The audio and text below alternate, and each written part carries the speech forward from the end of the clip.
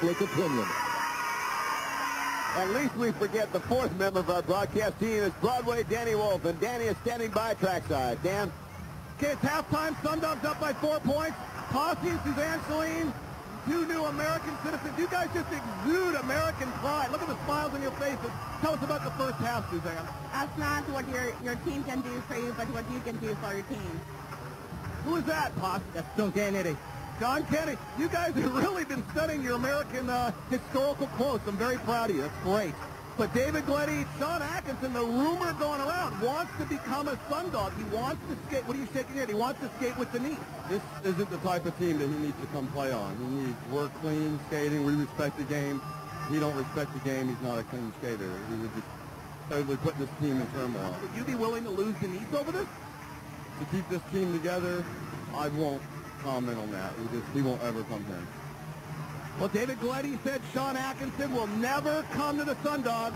That remains to be seen. They're up by 4 points. However, it's halftime. Back to you, Ken and Hawk. You know, Hawk, we've talked about the heat today at RollerJam Arena. The Sundogs, I think, had the advantage in the first half because they are a little faster than the Quakes. I wonder if they're going to be able to sustain that in the second half. Well, I don't think the heat's going to be that big of a factor, Ken. What I look at is I've got to think that these Quakes need to find some unity for the Quake men. The Quake women, we talk about somehow the unity of the Bod Squad seems to be coming together maybe more because the men are seen to be mutinous. But these Quake men, they've been really not picking up the slack. They were outscored 8-2 by the Florida Sundog men in the second period. That can't continue if they want to win, Ken. Buddy, let me ask you. You're close to the Quakes. You know the team.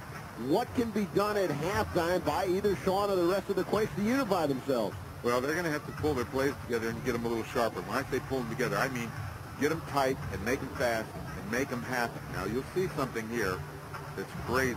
Now, buddy, we talked about the matchups between Sean Atkinson and Bill Barker. There was a play in the second period where Bill Barker really stated a case that if he needs to, he can be as physical as anyone in the WSL. Let's take a look at that. You'll notice Sean Atkinson is actually starting to set up, and he's got Vaughn setting the other boy up here. But Barker does a quick little smooth stop block. He takes and does a straight arm right on Vaughn. Look at this. Airborne. Wow. Bang. Big hit. I mean, the man's flattened. Posse moves right through the inside here. He's a happy camper. He's called off his jam. He's got his point. And I think this play was stolen from Sean Atkinson. Well, certainly Bill Barker very alert. And, you know, a little bit of a surprise because we don't look for that kind of agility out of Barker, as big as he is. But you're right, it was a great spin move, and that really set up the entire play. Right. At any rate, the score at the half, the Florida Sundogs 12, the California Quakes 8. We'll be back with the third period right after this.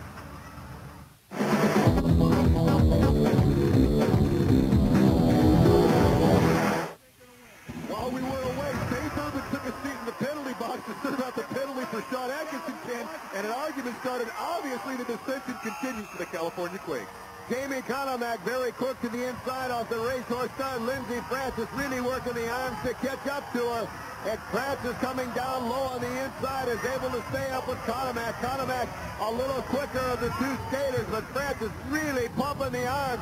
You can see the difference, and now we see for the first time Debbie Rice out jamming for the Florida Sundogs. You see that big tab on her arm. She's got a wrist that was broken in 3 places. Came back early against doctor's advice, but that's the kind of heart that Debbie Rice has. And also on the fourth jammer is Cindy Zimmerman, but it's Jamie Conomack very quickly closing on the back of Denise Loden, sends her out over the railing. Loden has really stepped up the physical play, and you've got to wonder if that's not due to the relationship of Sean Atkinson. You see Loden do the exact same thing. Absolutely level Cindy Zimmerman, and then give both of her jammers, Debbie Rice and Lindsey Francis, an added shove to get going, and they each very quickly pick up a point apiece, giving the Sundogs back that 4-point lead, which has been the largest of the game. Well, apparently Debbie Rice, Ken, this is the first time we've seen her pressed into action. She's wearing pads on her arm she hadn't had on there. They're telling us that she had a little bit of pain in that wrist. Nothing for the Sundogs fans to worry about, but it was aggravating her a little bit, and she's back. It should be to full strength, but somewhat aggravated by that injury. And you see Debbie Rice only went out for the first jam and very quickly headed back to the infield. Certainly, if for no other reason than pain aside, having been out for so long, her stamina has to be way down. Now Stacey Blitz gives a whip to Faith Urban wearing a jammer helmet. Jamie Conomac catches up very quickly. Tina Lombardo catches up very quickly on the lower side of the track. And now the two get physical. And I don't think this is a game Faith Urban wants to get into with Tina Lombardo, as Lombardo, without question, has a little more size and certainly the better skater and the more physical player, but Faith Urban doing a good job of staying on her skates until right there. I said you don't want to get into a shoving match with Lombardo. Faith Urban goes down over the track. Tina Lombardo trying to get by Conomac, getting some good blocking help from Denise Loden and Andrea Franklin. And again, one of the Quakes sails over the railing as Tina Lombardo picks up 2 points for the Florida Sundogs. 8-point lead, biggest in the game. And I think right here, Ken, what we're seeing is a symptom of the relationship nightmare that's going on for the Quakes.